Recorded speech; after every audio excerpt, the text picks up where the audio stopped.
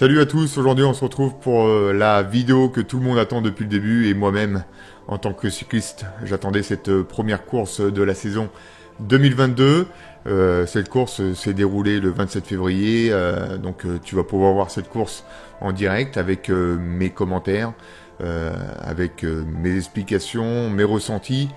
Tout ça dans la vidéo, je te laisse visionner tout ça et je te dis bien sûr à la fin pour un débriefing de tout ce qui s'est passé dans cette course et après parce qu'il y a eu quand même le lendemain où il s'est passé une chose importante me concernant, donc voilà, je te laisse visionner cette vidéo et je te dis à tout à l'heure.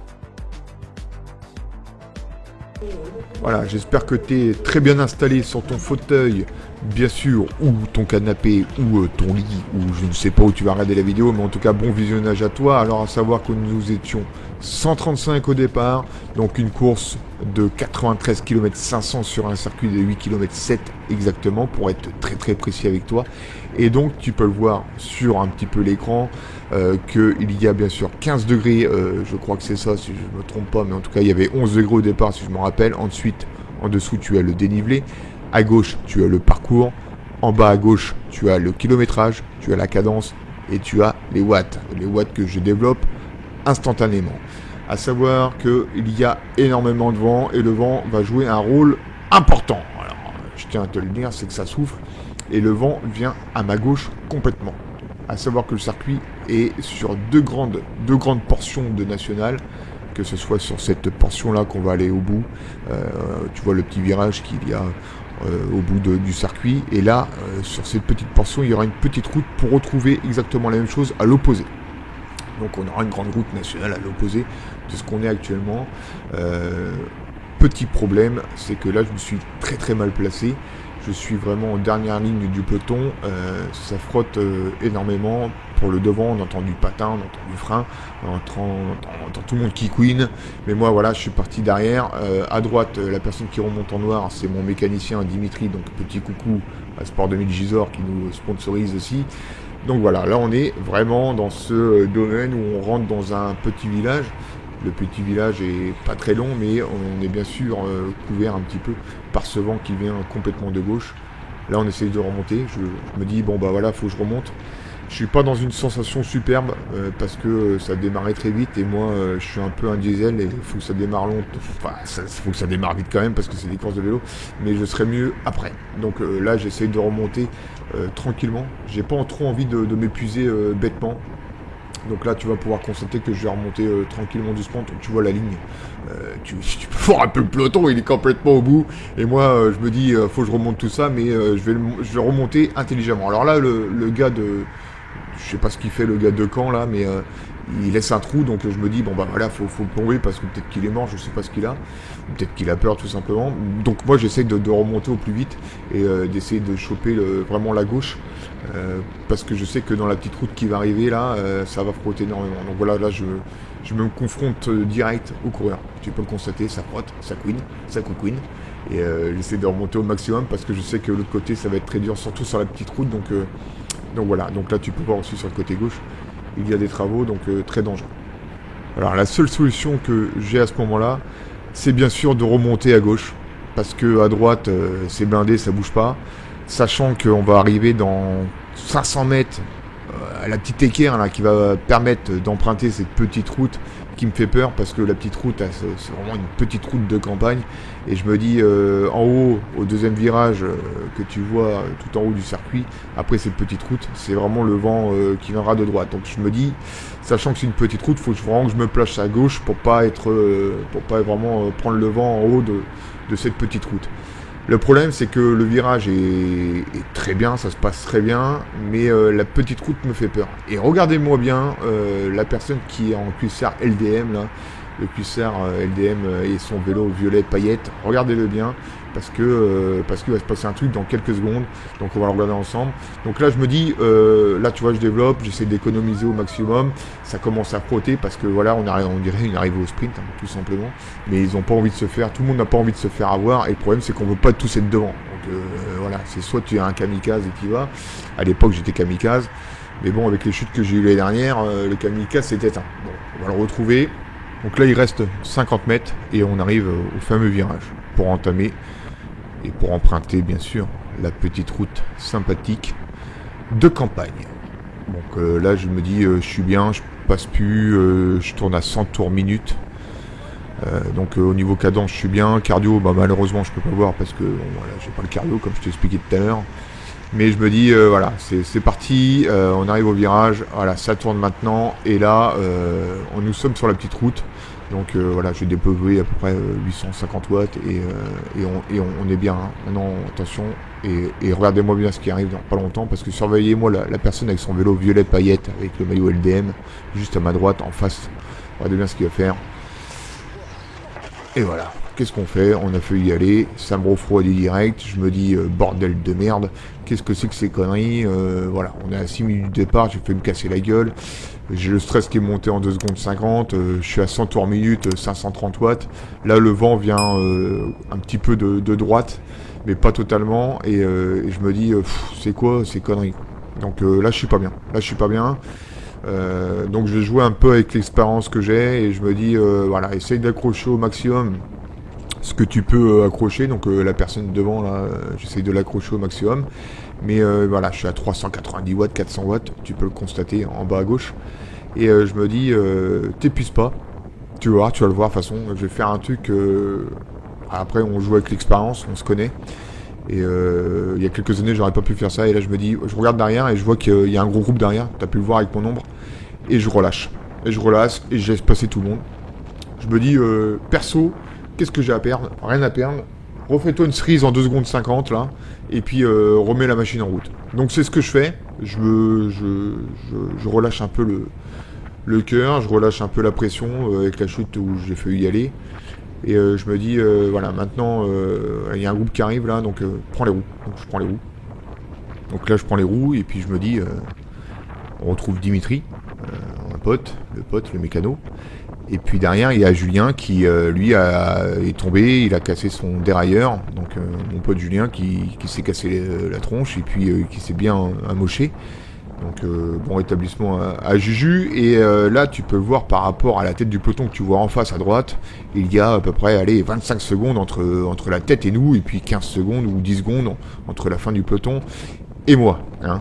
Donc là, je me dis, bon bah là, je suis à 400 watts, on relance, le vent vient de droite complètement maintenant, vu qu'on est complètement à l'opposé de tout à l'heure. Donc là, le vent vient de droite, et théoriquement, bah, dans la logique, hein, c'est que bah, ils devraient se mettre tous à droite, et on devrait faire un éventail et rouler en faisant des relais. Bon, bah le problème, c'est qu'ils ont envie de faire péter tout le monde encore. Dim essaye de se mettre à droite, il leur demande, et puis ça continue pas. Bon bref, voilà.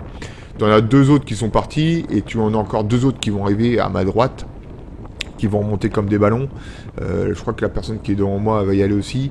Et bien sûr, alors là, il est là le problème, c'est que quand tu vois que le peloton est à peu près 15 secondes, bah, tu as envie d'y aller. Beaucoup vont faire cet effort-là d'y aller, ils vont faire du 45 km/h, et puis ils vont faire ça sur 200 mètres, et puis les 100 derniers mètres avant de rentrer, quand t'es tout le temps à 1 mètre, 2 mètres, t'arrives pas à rentrer, tu te dis je peux pas, bah oui, ils sont à 30, ils ont tout lâché, et puis ils arrivent plus à rentrer, même à 2 mètres du peloton, ils arrivent plus à rentrer, donc ils pètent. Et puis tu les retrouves derrière. Donc là, moi je suis dans cette optique-là en me disant pas de pression mon Juju.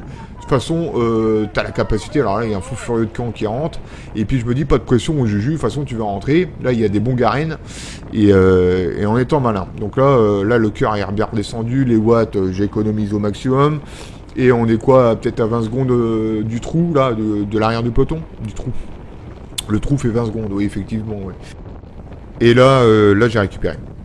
Donc c'est parti pour la promenade de santé. Il y a des mecs, ça revient de derrière, parce qu'avec la chute, tu peux constater que ça revient de derrière. Et je vais trouver un coureur, et je sais que lui va me ramener.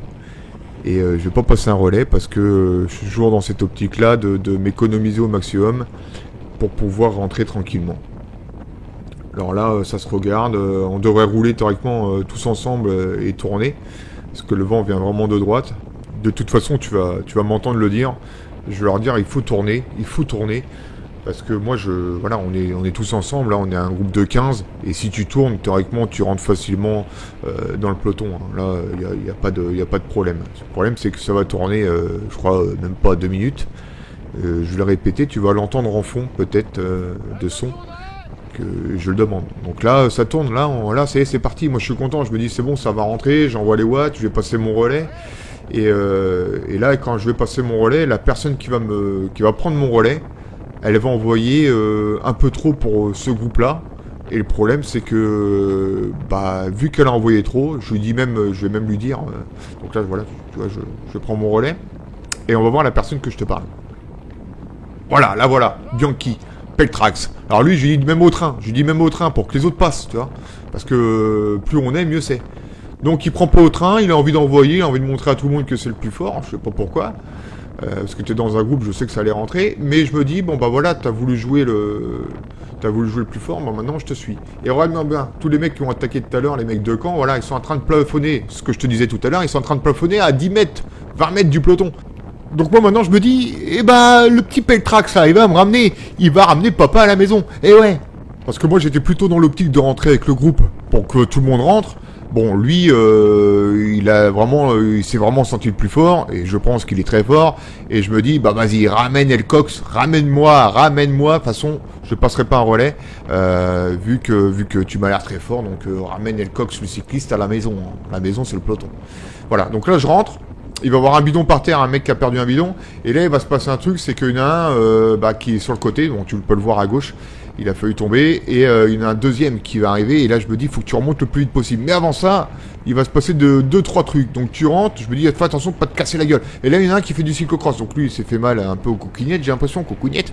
Et je me dis, Juju, remonte le plus vite, parce que là on va entamer, bien sûr, l'autre virage. Et dans ce virage-là, tu peux voir que c'est la ligne droite qu'on a fait tout à l'heure au départ, donc avec le vent de gauche. Donc j'essaie de remonter, et là tu peux voir que ça frotte, ça va frotter. Donc je vais remonter sur la droite, je vais m'infiltrer, et là on va voir Mathieu de Vernon. Et puis moi je remonte tranquillement, vas-y pépère, laissez-moi passer, j'arrive. D'accord ? Donc c'est ce qui se passe. Hop, ça frotte un peu. Aïe. Et puis là, je vais essayer de remonter à droite pour pouvoir me mettre à droite, parce que je sais que le vent arrive à gauche après le virage. Donc là, on arrive au Neubourg. Le Neubourg, bien sûr, dans le 27, département de l'Eure, hein, pour information, ceux-là qui savent pas. Et il y a le fameux virage, ça remonte un tout petit peu sur l'arrivée. Donc un petit faux plat montant. Et puis ensuite, on entamera, bien sûr, la grande nationale qu'on a vue tout à l'heure. Donc là, attention, le stop arrive. Hop, virage un petit peu en épingle. Et là, il faut relancer. Et là, on va relancer très très vite. Donc là, je suis en fin de peloton, hein, vu que je viens de rentrer. Donc là, on va relancer à peu près à des 900 watts, 1000 watts. Voilà, tu peux voir. Et moi, je vais essayer de rester vraiment à droite pour pas me faire avoir à gauche. Et là, je me dis, je vais plus me faire avoir du tout, parce que, bon, avec l'expérience qu'on peut avoir, chacun d'entre nous, après, il faut avoir le cardio, tout ça, mais je me laisse doubler. Et puis, je sais que, voilà, je vais remonter tout seul. De toute façon, là, ça y est, je suis dans le tempo. Je suis dedans. C'est parti pour la course. En avant, Guingamp. On arrive. Ça freine encore en haut. Pour les photos. Hop. Papa, maman. Ma femme est à gauche avec mes enfants. Et moi, là, je suis bien. Là, bon, tu vois, je suis redescendu à 200, 300 watts.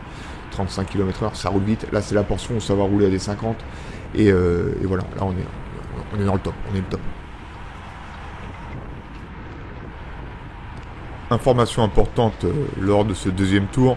Le vent va tourner un tout petit peu. Alors au départ, le tour d'avant, on avait vraiment le vent complètement de dos, avec un petit peu de gauche. C'est-à-dire qu'on l'avait vraiment au niveau gauche cul, quoi.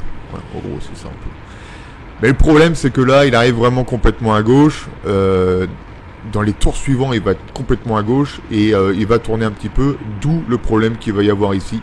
C'est-à-dire que dans les tours suivants, alors je ne sais pas si je l'aurais filmé ou pas, mais on va tous être en ligne ici parce que ça va envoyer du lourd et le vent va souffler un peu plus, vraiment complètement de notre gauche. Hein, ça, c'est à savoir. Par rapport au premier tour, il a changé. Ça, c'est une information importante. Là, pour ma part, moi, Bah, j'essaie de remonter. Alors, tu vois, je vais pousser un peu des mecs en leur faisant, en leur touchant un peu le cul, tu vois. Ouais, c'est ça, c'est le langage du vélo. Voilà, je vais leur toucher un petit peu les fesses. Attention, j'arrive, je suis à droite. Là, il y en a un qui, un coureur, je pense qu'il a crevé ou il a un problème avec son pédalier. Et là, j'essaie de remonter, voilà, en étant malin. Le vent vient, je répète, à gauche, donc j'essaie vraiment de me couvrir. Je suis abaissé complètement sur mon vélo pour économiser des watts, même si là, je développe du 300 entre 300 et 500 watts. Là, tu vois, je redescends à 110 watts. Et là, il y a Mathieu qui passe à droite, qui lui va se mettre devant directement. Mais moi, j'y vais malin. Lui, Mathieu, voilà, il a l'expérience, il a le niveau. Voilà, moi j'ai pris un coup de bambou tout à l'heure avec la chute, donc mon but c'est de remonter intelligemment et sans me mettre la patate au cœur. Ça c'est clair. Mais je suis bien, là c'est parti pour moi. Donc mon but, m'économiser le plus possible dans le peloton tout en étant placé devant. On va le faire. Donc là tu as 2-3 coureurs, j'essaie de passer dans l'axe, c'est à droite, dans l'axe, à droite. Je vais me retrouver à un moment peut-être à gauche. Mais voilà, mon but c'est de remonter et je sais que tu vois que ça remonte plus à droite qu'à gauche. Donc là c'est parti. Les coureurs de la Feuilly devant moi en bleu, ils sont bien regroupés. Belle course d'équipe des coureurs de la Feuilly. Tu vois, ça se touche un petit peu parce que ça veut garder sa place. Ça se bagarre. Là, ça y est, on est dans l'avant du peloton. Et là, je vais avoir une faille qui va arriver. Juste derrière le maillot orange, le numéro 90. Et là, je me dis, c'est le moment. Donc là, il y a le coureur avec le cuissard Van Drissel qui est assez musclé. Et là, je me mets derrière Rouen, Quevilly. Et là, c'est parti, je remonte. Et je me dis, voilà, maintenant, c'est là. Donc là, il y a une échappée qui est devant à 20 secondes qui est partie. Et elle va faire l'échappée. L'échappée va aller au bout. Là, voilà, c'est fini. Donc le travail d'équipe. Je suis tout seul, je peux pas travailler en équipe dans cette course-là parce que à savoir que Florian, Nicolas et Guillaume sont à Montdidier en 2-3 juniors en FFC. Et moi, je suis juste derrière le coureur des Mureaux là que tu peux voir à gauche, VC Mureaux, et je me dis bon bah voilà, lâche pas. De toute façon là, t'es bien placé, t'es devant. Je vais un peu me rentrer un petit peu à l'intérieur comme un petit escargot qui rentre dans sa coquille, et je vais rester là. Là, je vais rester là parce que je suis bien. J'ai des roues en 50 mm que Nicolas du club, je lui fais un petit coucou et je lui dis merci qu'il m'a prêté pour cette saison parce que je compte racheter un nouveau vélo en fin de saison, donc je devais acheter une paire de roues et il m'a dit Julien, bah écoute, avant d'investir dans une paire de roues alors que tu changes de vélo et tu vas passer en disque en fin d'année, bah, je te prête mes roues des Richer, je crois que c'est des Richer, donc en carbone, donc le rendement est complètement différent par rapport à mes Visio et là je suis content je vois le rendement, je suis en boyau et je le ressens quoi, tout simplement, déjà au niveau légèreté, etc. Je suis vraiment bien. Donc là je suis bien, là je suis vraiment au cœur du peloton les gars. Allez. Donc à gauche, un petit coureur du Neubourg qui, je pense, qui est très très fort. Je crois qu'il va finir 6ème de cette course. Et là, moi, je me dis, bon, bah, bouge plus, Juju, garde ta place. Le plus dur, c'est de trouver sa place. Donc si j'aurais vraiment pas été en forme et en condition, effectivement, j'aurais pas pu tenir cette place-là. À savoir que pour être à l'avant du peloton et pour garder sa place dans les 5-6 premiers en étant 130, parce que ça se bagarre, et bah si t'as pas la force ou si t'as pas la puissance ou si t'es pas à l'aise, tu peux pas te permettre de garder cette place. Donc là j'essaie de redescendre un petit peu. Pourquoi ? Parce que il y a le virage et j'ai pas envie de tomber. Donc là ça remonte. Là il y a un coureur de la Feuilly qui est juste à ma droite. Donc ça c'est nos voisins. Donc coucou au coureur de la Feuilly. Et là le virage arrive. Donc le virage qu'on a vu tout à l'heure où il est lui à la chute. Donc là moi j'essaie de pas trop redescendre. Mais moi tu vois je freine un petit peu parce que j'ai pas trop envie non plus de me coller. Donc ça colle. On y va, et là on est reparti pour la petite route. Alors la petite route qui est un petit peu sale, hein. C'est bon, c'est route d'agriculteur, petite route de campagne. Et là je me dis, bon vas-y, remonte un petit peu, essaye de pas trop prendre le vent, parce que là le vent va venir complètement à droite à la sortie de cette petite route, comme tu peux le constater. Donc là je suis bien, le gars des Mureaux est très bien placé, tu vois, ça commence à toucher, ça remonte à droite, parce qu'ils savent très bien que c'est là. Donc là il faut que je garde ma place, je vais essayer de la garder, ça frotte, ça remonte, et là on peut faire péter le peloton. Si je veux là... peut-être pas moi, mais s'il y a des mecs qui font une bordure devant, ça pète le peloton. Donc moi je remonte là. Par rapport à tout à l'heure, t'as vu, là je suis mieux là, tu vois. Ça développe 350 watts, 94 tours minute. Là je suis dans le rôle. Là je suis dans mon rôle. Je suis content. En avant Juju, c'est bon, t'as retrouvé la patate.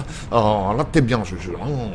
t'es parfait. Donc là, coureur de Quevilly qui est à gauche, coureur de la Feuille qui est à droite, tu vois, ça se touche, ça veut pas que ça remonte, ça se bagarre. On est vraiment dans un sprint final, on se croirait vraiment dans les 5 derniers kilomètres d'une course à étapes. Et voilà, là, donc là, je me protège un petit peu avec les collègues. Hein. Enfin, les collègues, petit coucou à eux, je leur ai dit tout à l'heure. Mais là, je suis avec la Feuille. Là, c'est pour moi, les coéquipiers de la Feuille, c'est mes potes. Là. Voilà, j'essaie de vraiment rester à côté d'eux au maximum. Parce que je sais qu'ils courent en équipe et je sais que ça se protège l'un à l'autre. Et moi, je profite d'être dans les roues. Alors, les coureurs de la Feuilly, c'est le maillot noir juste devant là et maillot bleu clair que tu vois. Donc là, voilà, il y en a 2 à gauche là. Tu vois, ça, c'est les coureurs de la Feuilly qui sont à 15 km de Gournay-en-Bray. Donc, c'est l'autre club qui est voisin. Et là, je me mets avec eux parce que je sais qu'ils se protègent. Voilà, tout simplement. Donc, pour ceux-là qui connaissent pas un petit peu le vélo, vu que le vent vient de ma droite complètement, je suis obligé de m'abriter à gauche. Donc là, tu vas voir un coureur de la Feuilly qui est juste là à ma gauche. Donc si j'ai envie de m'abriter réellement du vent qui vient à ma droite, je suis obligé d'être à sa gauche à lui. Donc limite dans le champ à gauche. C'est pas possible vu que la route est petite. Donc au bout d'un moment, tu peux plus y aller. Donc tu es obligé de prendre le vent. Donc je bouffe le vent, mais je vais essayer de rentrer vers l'intérieur parce que là, ça y est, le vent est complètement de droite, hein, comme tout à l'heure. Donc moi, je vais remonter. Je pense que je vais remonter petit à petit. Là, je vais remonter tranquillement. Je reste là au niveau du gars en rose là à ma droite et puis le collègue de la Feuilly qui est à ma droite.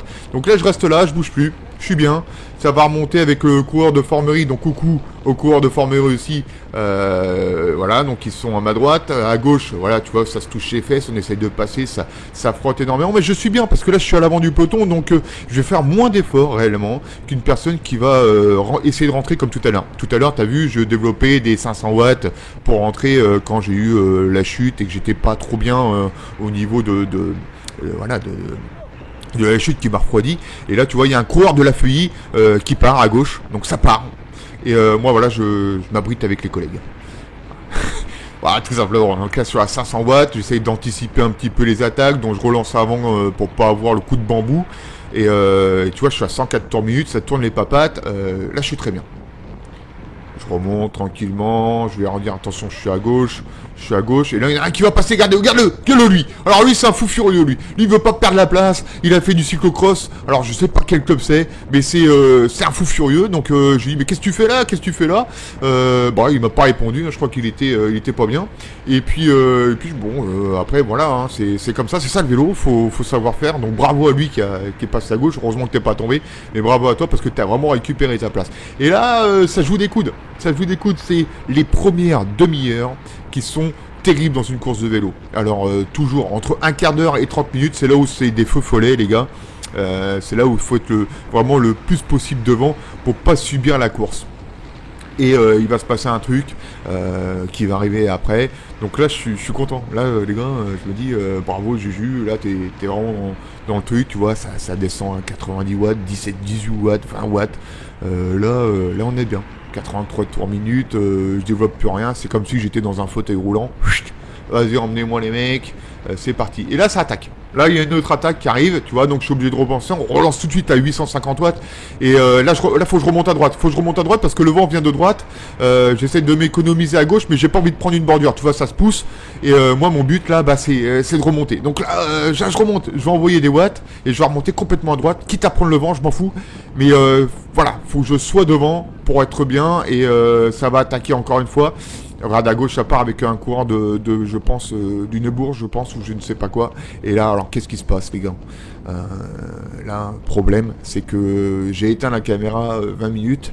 Et malheureusement, après ces 20 minutes de coupure, une douleur subitement est arrivée au niveau de l'aine. Je t'avais parlé ça dans la dernière vidéo, la précédente vidéo où j'avais une douleur au niveau de l'aine, et elle s'est réveillée subitement, donc là je suis dépité.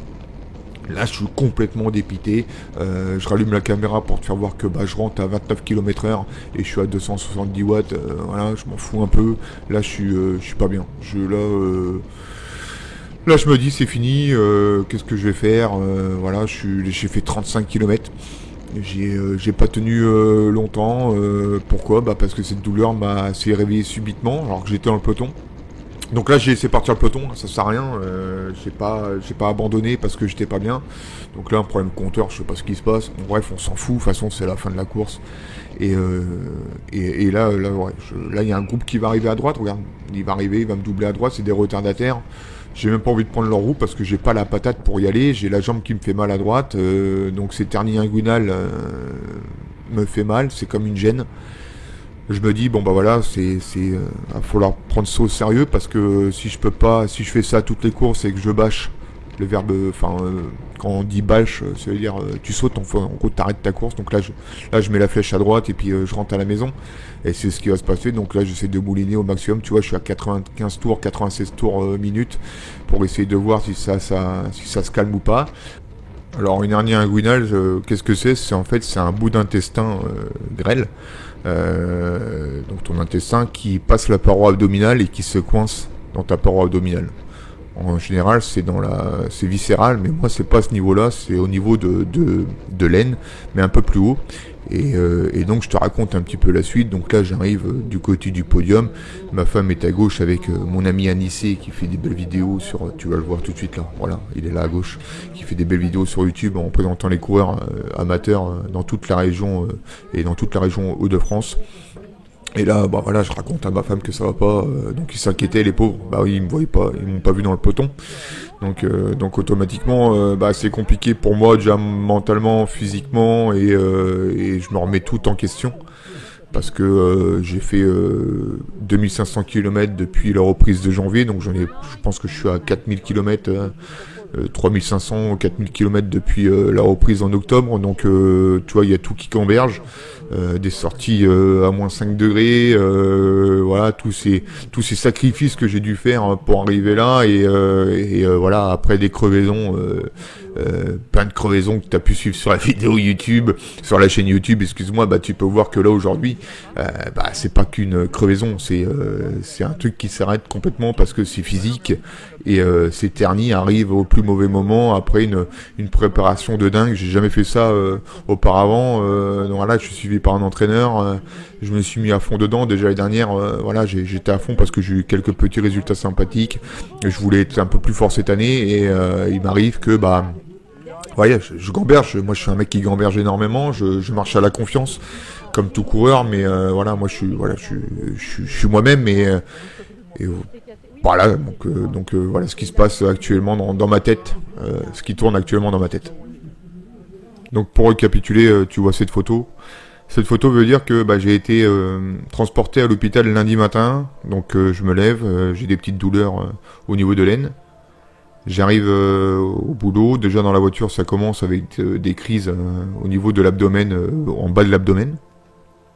J'arrive au boulot, j'ai une tête d'enterré. Et puis ça s'empire. Ça s'empire vraiment à partir du moment où j'ai des douleurs comme si qu'on me mettait des coups de couteau en bas de l'abdomen, et au niveau de l'aine et l'abdomen, pour être plus précis. J'arrive chez moi comme je peux, je reprends la voiture, je dis à mon patron que je peux pas rester, donc je reprends ma voiture et je rentre chez moi. J'ai 17 km, donc 20 minutes pour rentrer chez moi, et pendant ce trajet, c'est de pire en pire. Donc j'arrive à la maison, je me couche dans le lit, je suis vraiment pas bien, je me tords dans tous les sens. Ma femme décide d'appeler les pompiers avec ma maman, et ils appellent les pompiers. Le médecin du SAMU, pour lui c'est une hernie inguinale étranglée, c'est-à-dire qu'en fait elle est en train de se tordre et elle est en train de s'étrangler entre la paroi abdominale. Donc là ça devient grave, c'est ta vie, en gros tu peux mourir de ça, parce que ça peut être très grave. Donc je savais pas tout ça, mais bon bref. J'arrive, donc les pompiers arrivent, ils me donnent 4 space-fonds. Donc déjà, tu peux savoir que quand tu prends déjà un space-fond quand t'as mal au bide, ça te fait du bien. Bon 4, ça t'autonomise complètement. C'est-à-dire qu'à partir de 4 space-fonds, t'es aux anges. D'accord. Donc j'ai plus trop de douleur au niveau de l'abdomen, ça me calme énormément. Et je pars aux urgences, direction l'hôpital de Beauvais, dans l'Oise. Aller à fond les ballons, sirène et tout le tralala, et on est parti aux urgences. J'arrive là-bas pour je sais plus quelle heure parce que j'avais pas de montre, enfin je regardais même pas ma montre parce que j'étais vraiment dans le délire, en train de repenser à ce que ma saison, enfin voilà, je gamberge comme je te dis tout à l'heure, et là je me dis que va-t-il se passer quoi. opération, pas opération, bon bref. J'arrive donc à l'hôpital, une infirmière me prend en charge et elle me dit d'où t'as mal, donc à Voie-l'Hernie. J'attends le médecin, j'attends toute la journée, je passe à 9h30 donc pour l'infirmière pour avoir le verdict, et puis j'attends 18h30 pour passer pour voir le médecin. Ouais, c'est les urgences, il y a des gens qui étaient très malades, donc j'accepte d'attendre. On me dit tu vas attendre 2 patients, donc j'ai pas attendu 2 patients, j'ai attendu plus que ça, mais c'est vrai que les hôpitaux sont chargés, les pauvres, donc j'accepte d'attendre, je prends mon mal en patience et j'attends toute la journée. J'arrive à 18h30 et au bout d'un moment, on me dit, le médecin arrive des urgences, il me dit que c'est une hernie inguinale, d'accord. Il attend la confirmation du médecin chirurgien viscéral. Donc je vois le médecin, il regarde, et pour lui c'est pas une hernie. Donc alors c'est quoi? Donc là je gamberge encore plus, tu comprends.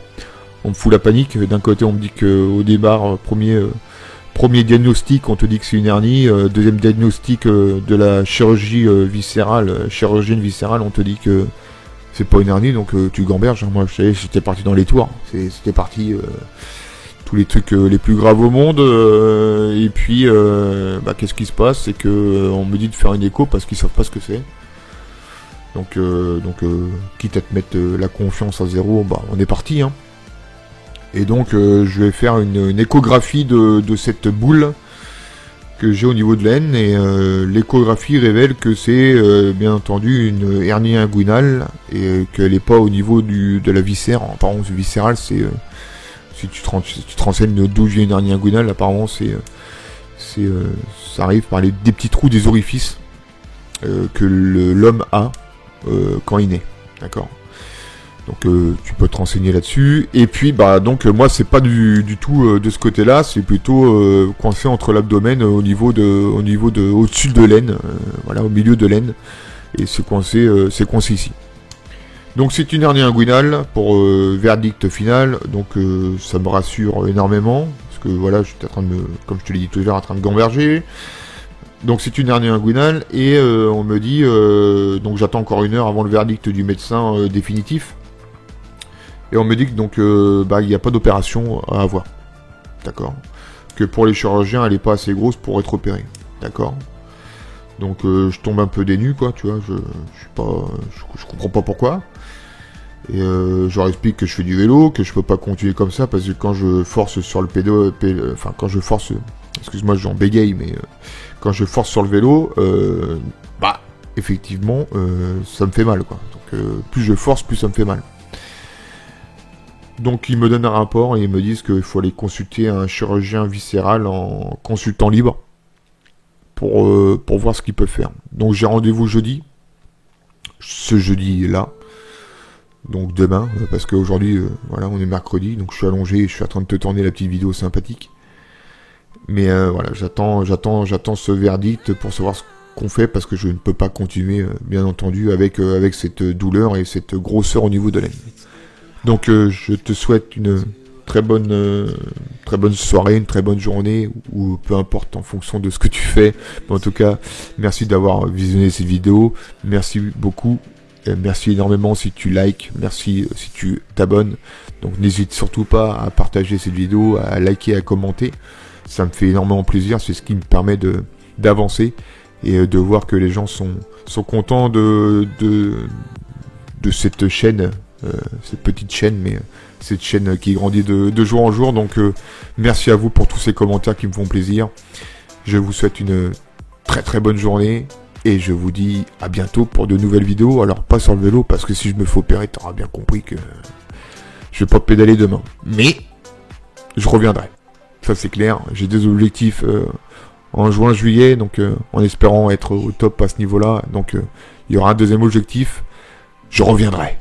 Voilà la question. Et voilà la réponse. Je reviendrai. Mais entre-temps, il y aura Enzo. Donc si je peux marcher un peu, je suivrai Enzo en vélo et je lui expliquerai les choses. Il y a la série numéro 2 avec Enzo. Zeno, c'est comme ça qu'on l'appelle maintenant. C'est son gamer tag, c'est Zeno. Enzo à l'envers. Voilà les copains. Bisous à tous. Ciao, ciao.